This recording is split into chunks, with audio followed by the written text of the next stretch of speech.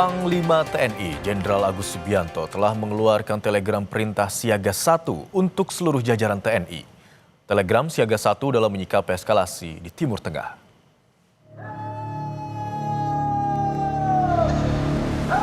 Telegram perintah siaga 1 Panglima TNI itu berisi 7 perintah, diantaranya menyiagakan personel dan alat utama sistem persenjataan alutsista, melakukan patroli di objek vital strategis dan sentra perekonomian, Komando Pertahanan Udara Nasional, Kohanutnas juga diperintahkan melaksanakan deteksi dini dan pengamatan udara secara terus-menerus selama 24 jam. Semua kegiatan itu harus dilaporkan langsung pada Panglima TNI.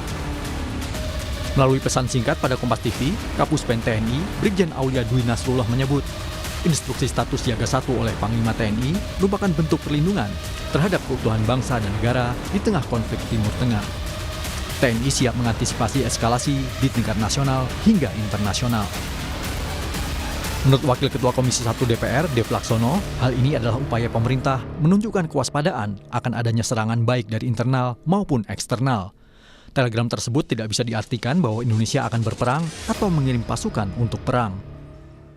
TNI dalam kondisi siaga untuk menghadapi potensi masalah apapun yang timbul akibat perkembangan situasi yang bergejolak di Timur Tengah. Ini bukan berarti bahwa kita dalam kondisi akan segera ikut perang, kita akan segera mengirim prajurit untuk mengikuti perang tersebut, akan tapi kesiapsiagaan TNI menghadapi segala macam potensi yang mungkin muncul secara internal ataupun eksternal yang dapat mengganggu keamanan dan persatuan dan kedamaian Indonesia. Pemerintah melalui Kementerian Luar Negeri mengaku prihatin atas eskalasi dan meluasnya ketegangan di konflik Timur Tengah. Indonesia pun menekankan kewajiban seluruh pihak untuk mematuhi hukum internasional dan tidak menggunakan kekerasan